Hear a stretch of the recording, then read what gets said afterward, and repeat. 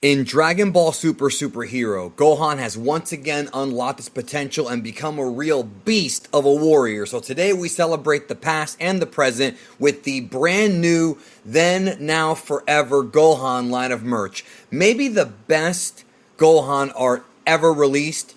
Get it today on a t-shirt, get it on a hoodie, mouse pad, whatever you want. The link is in the description. This is something you don't want to miss out on for a limited time. Ships anywhere in the world in multiple colors and sizes. Don't wait, get yours today. These will only be available for a limited time. Last month's chapter of Dragon Ball Super, chapter 85, left a lot to be desired. The pacing really slowed down and it felt like a hamster spinning in his wheel with nothing really progressing. And a lot of folks felt this way, not just me. But with chapter 86, the pacing has taken a complete shift compared to how things were.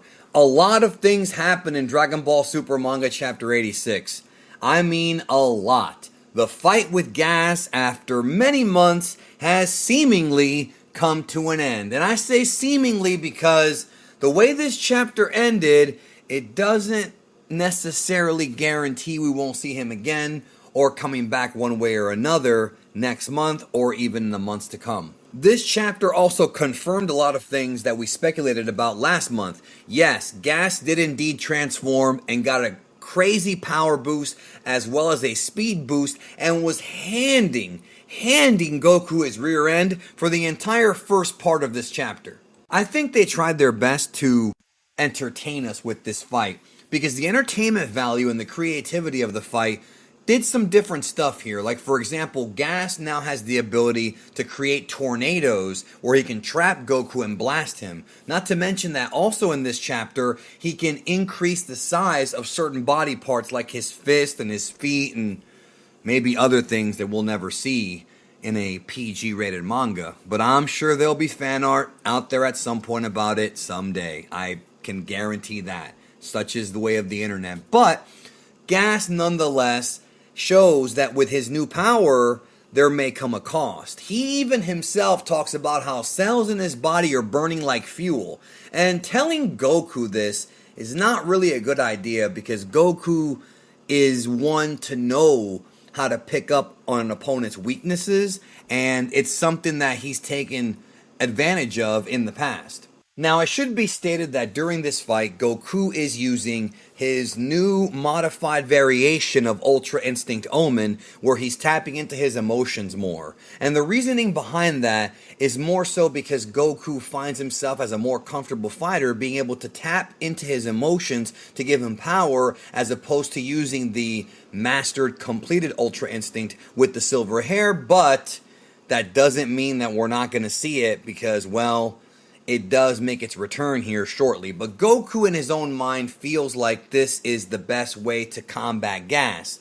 And a lot of folks have drawn parallels between Goku's technique fighting Gas and what Bardock did against Gas in the past. And I can see that, although I think there may be a bit more parallels there, or excuse me, there's not as many parallels there from my perspective as others may think when it comes to Bardock and sort of what he did, because the wish was the key there. Whereas here there are no wishes. Goku is using his will and his intelligence as a fighter to try to beat Gas. But just then, in a surprising but also much needed twist, Granola returns to the battlefield. After we haven't seen this dude for quite a few months, this is the Granola Arc and he's back right there to do some interesting stuff. Now, logically, I thought that Granola was just chomping at the bits to get back in there and smash Gas, Elec, and the rest of the gang. But no, he changes his strategy and instead decides to hurt Goku. And that may be confusing and surprising at first. But Granola, well, there's a method to his madness. Granola says he heard the voice of Bardock in a dream. Now, there's a couple ways to interpret this. He either literally had a dream about Bardock when he was, resting, or when he was knocked out way back decades ago, he could still hear what was going on and somehow had a PTSD type of moment where his brain sort of remembered the trauma. This actually does happen to people in real life when they go under hypnosis. You can be hypnotized to remember events that were deeply rooted in your brain that you had forgotten about, and other such things. So, either way, Granola is not turning on Goku and rejoining the Heaters like some think that he was going to do, like Elec, for example. No, this is all part of the plan.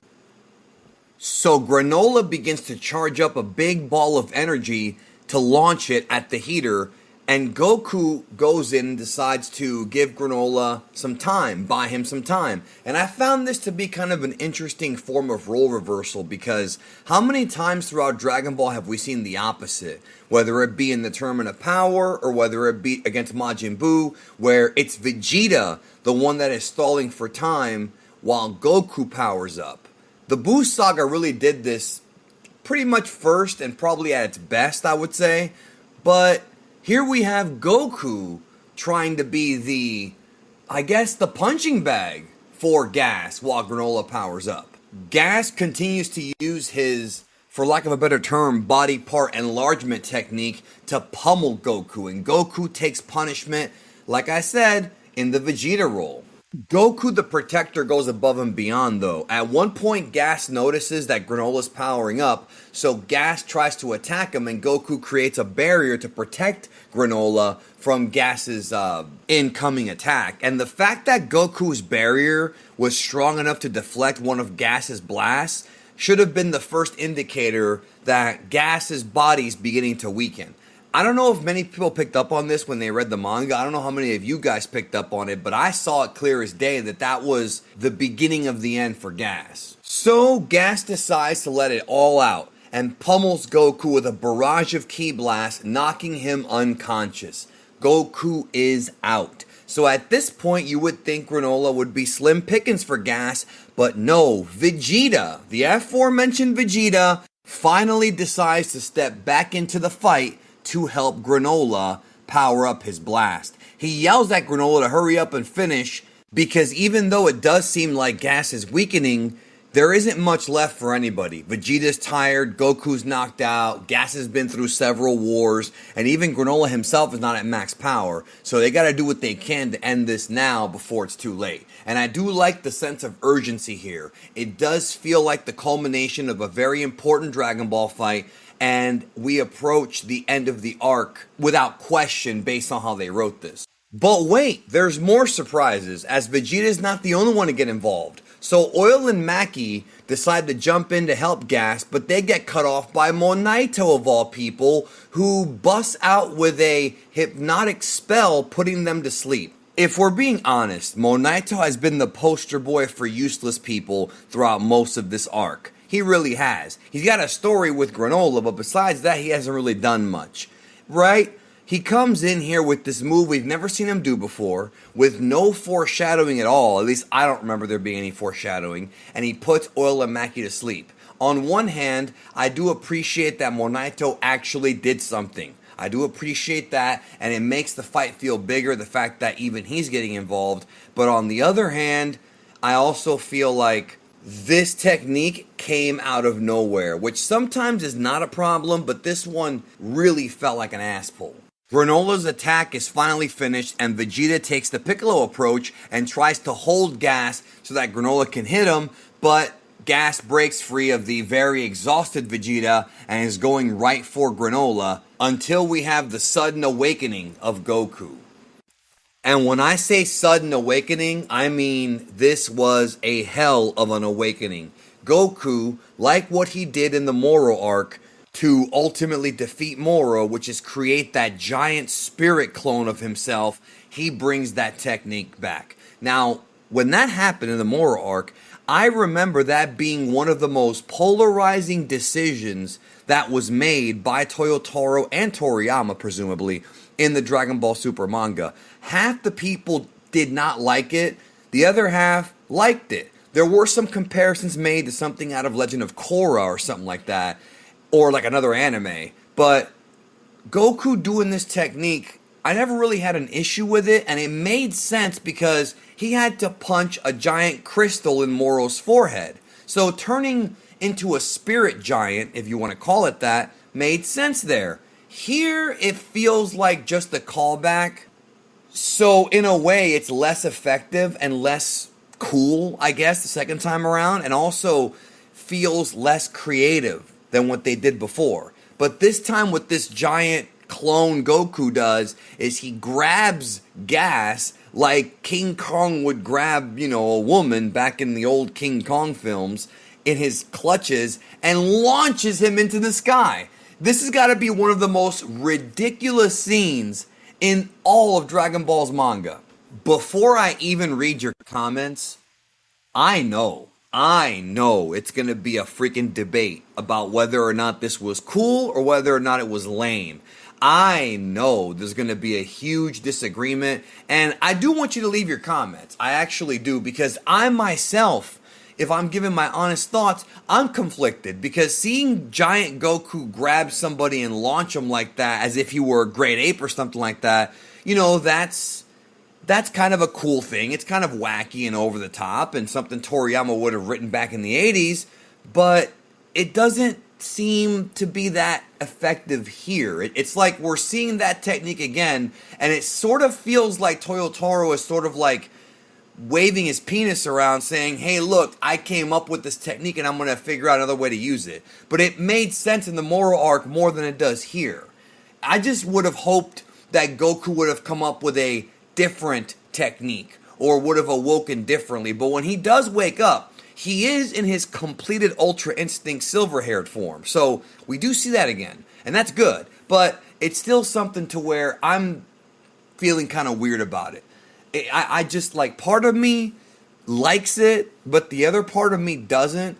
And I'm wondering how I'm going to feel about it after the next arc or the arc after that, when this is actually over, because I think it's something I have to kind of let marinate and think about before I give my final thoughts on. So just to let you know, I'm about 55% for it, 45% against it. Maybe the other way around, depending on, I don't know, man. It's a tough one. But then to round things off, Granola's about to finish off Gas, right? But he can't see him. So then Oatmeal gets involved to give Granola the vision to be able to properly snipe Gas. Granola does so and is able to get the victory. So at this point, after a long and drawn out battle, we are led to believe that Gas has finally been beaten. His body comes down, Oil and Maki go check on him, which does show a bit of a humanistic side to them. We've seen that in this manga chapter a couple times, that they might not be as evil or as manipulative as Elec is. And we're going to get to Elec here in a minute. But what I want to say real quick is what Toyotaro was trying to go for here is the reason why he set this up the way he did. I can kind of understand what was going on. Is he wants to have everybody who was a major player in the arc get involved, which is why we saw Vegeta helping, why we saw Goku helping, why we saw Granola get the finishing blow, and why we saw Oatmeal help him, and even Monaito help. So he had to figure out ways to get them all involved, and I actually feel like that was an effective thing to do. It made it feel like a team effort. It made it feel like, yeah, they're a heater family, but we also have family bonds based on, Monaito and Granola's relationship and how they relate to Bardock, who's the father of Goku. There's always, 6 degrees of separation, it seems, in Dragon Ball. Maybe a bit too much. But I did appreciate how he tried to do that, but I will say that the pacing of the last few pages here was like the opposite of the entire last chapter. It really felt like that. It feels, and I don't know this for certain, but it really feels like Toyotaro may have been told by his editor, Victor Uchida, or even by Toriyama himself, wrap it up. It really sort of feels like that, because it feels like this book, this chapter, really could have been spaced out a little bit more and kind of bled into the previous chapter instead of the last chapter spending so much time, turning its wheels and not really moving anywhere. And that to me is a fundamental flaw of the last 2 chapters. And as a whole story, it may actually read better when we go back and binge read it. As a matter of fact, a couple friends of mine have told me that when they binge read the Moro arc, it's actually easier to read than if you do the month-by-month thing. And a lot of folks have said the same thing about the Granola arc so far, that binge reading it actually makes it more enjoyable. Now, I haven't done it myself, so I can't comment on that. If you have, let me know down below if you've been binge reading it, because I have been told that these arcs do feel better binge reading it as far as the pacing goes, but I think the whole waiting a month and getting the spoilers and speculating every month, while it is fun for us to do, it does kind of change how we feel about the story. Either way, it does appear like gas has been beaten. Then we have what I call the Dumbo moment of this manga chapter. I don't like this at all. So what happens is Granola tells Maki and Oil to go home and leave the planet, go home, and never come back.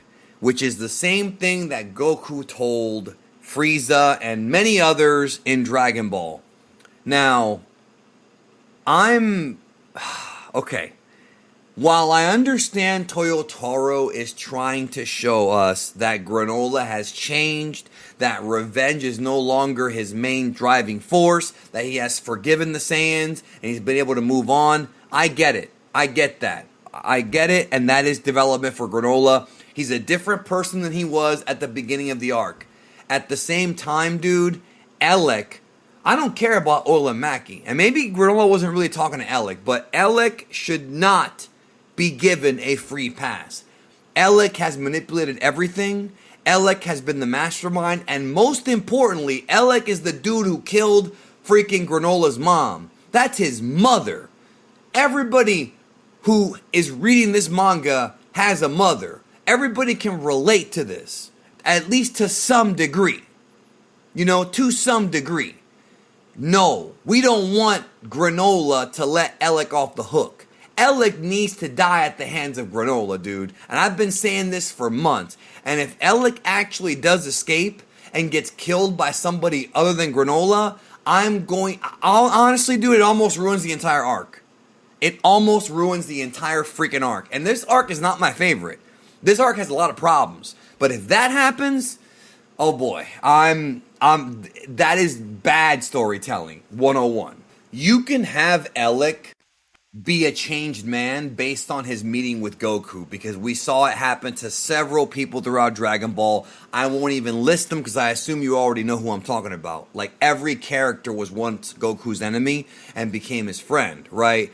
And Granola is just another person like that. But Granola should still not forgive Elec, because Elec is the guy who did all these things, and the Saiyans really didn't. Elec is the one that brought them to his planet to even start this whole thing. So while I do like the fact that he's going to eventually forgive Goku and Vegeta, because ultimately they didn't do anything either, they were kids when this whole thing went down, it's still something to where he should not be forgiving Elec. He should not let him off the hook. Obviously, next chapter we're going to know for sure, really if Gas is truly done, because it looks like he is done, but we're going to know for sure next chapter if he's truly finished and what Elec has in store. Will we see 7-3? I don't know. So my overall thoughts on this chapter, it was better than last month, but as far as the climax of an arc, it is a big disappointment. Seeing Goku turn giant again felt very repetitive, and even though it was a couple years ago when he first did it, it seemed less important and more pointless here than the first time. However, when he grabs Gas and throws him, that is kind of funny to me, but they couldn't come up with something better, something more creative. It just seems like this use of that technique is, less effective, point blank, way less effective. And I feel like the climax of this battle, even though I appreciate him using everybody, I did like that aspect of it, it didn't seem like it really could have been the show closing battle that people were hoping for. You know what I mean? It didn't feel like a main event fight, and it did feel that way a couple chapters ago. But I think Toyotaro really lost momentum the past couple months, and the payoff didn't really hit the way that I think they were hoping for it to hit. It did not stick the landing, in my opinion. We'll talk more about this on stream in a couple days here on the channel, but overall, it's a thumbs in the middle, slightly maybe going up, slightly going down, depending on what aspect we're talking about. So it's a straight up thumbs in the middle chapter for me. I really hope the next arc is better, because this arc has just been back and forth when it comes to quality, in my opinion. Anyways, that's it for my review. Thanks for watching. Leave a like. I'll catch y'all later this week.